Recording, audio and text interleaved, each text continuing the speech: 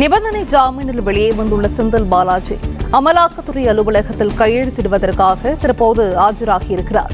கூடுதல் விவரங்களை செய்தியாளர் சரவணன் வழங்க கேட்கலாம். சரவணன், வணக்கம். இது குறித்தான முழு விவரங்கள்.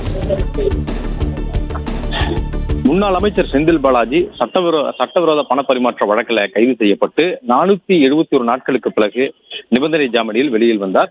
நேற்றைய தினம் வெளியில் வந்த செந்தில் பாலாஜி தற்பொழுது சென்னை நுங்கம்பாக்கத்தில் இருக்கக்கூடிய அமலாக்கத்துறை அலுவலகத்திலே ஆஜராகி கையெழுத்திடுவதற்காக வந்திருக்கிறார். உச்சநீதிமன்றத்தில் இவருக்கு வழங்கப்பட்ட அந்த நிபந்தனை ஜாமீனில் இந்த நிபந்தனையும் இருக்கிறது. அதாவது வெள்ளி மற்றும் திங்கட்கிழமை இந்த 2 நாட்களுமே காலை 11 மணியிலிருந்து 12 மணிக்குள் அவர் நேரில் ஆஜராகி கையெழுத்திட வேண்டும், அதாவது விசாரணை அதிகாரி முன்பு கையெழுத்திட வேண்டும் என்ற இந்த நிபந்தனை அது விதிக்கப்பட்டிருக்கிறது.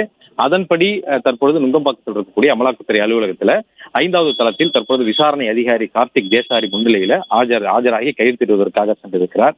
அதே போன்று திங்கட்கிழமையும் ஆஜராகி கையெழுத்திட வேண்டும். அது மட்டுமல்லாமல் ஒவ்வொரு மாதத்தினுடைய முதல் சனிக்கிழமை அன்று விசாரணை அதிகாரி முன்பு ஆஜராக வேண்டும் என்றும் அதுல ஒரு நிபந்தனை கொடுக்கப்பட்டிருக்கிறது. இந்த வழக்கு தொடர்பான விசாரணை, அதாவது நீதிமன்றத்தில் இந்த வழக்கு தொடர்பான விசாரணைக்கு வாய்தா வாங்காமல் எந்தவித காரணமும் சொல்லாமல் அவர் தொடர்ந்து வழக்குக்கு ஒத்துழைப்பு கொடுக்க வேண்டும் என்ற நிபந்தனை அதில் கொடுக்கப்பட்டிருக்கிறது. அவ்வாறு இதற்கு முன்பாகவே அவர் ஒருவேளை நீதிமன்றத்திற்கு இந்த வழக்கிற்காக செல்ல முடியவில்லை என்றால் அதுக்கு முன்னதாகவே விசாரணை அதிகாரியிடம் முறையிட்டு உடல்நிலையோ வேறு எதுவும் காரணம் இருந்தால் அது குறித்து முன்கூட்டியே அவருக்கு தகவல் தெரிவிக்க வேண்டும் என்றும் அந்த நிபந்தனை கொடுக்கப்பட்டிருக்கிறது.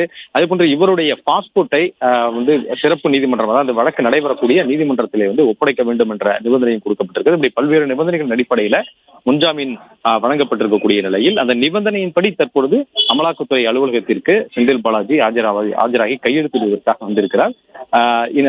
இதற்கு பிறகு அவருடைய கட்சியினுடைய நிர்வாகிகள் அல்லது மூத்த அமைச்சர்களை சந்திப்பதற்கான வாய்ப்புகள் இருப்பதாக கூறப்படுகிறது. விவரங்களை வழங்கியமைக்கு நன்றி சரவணன்.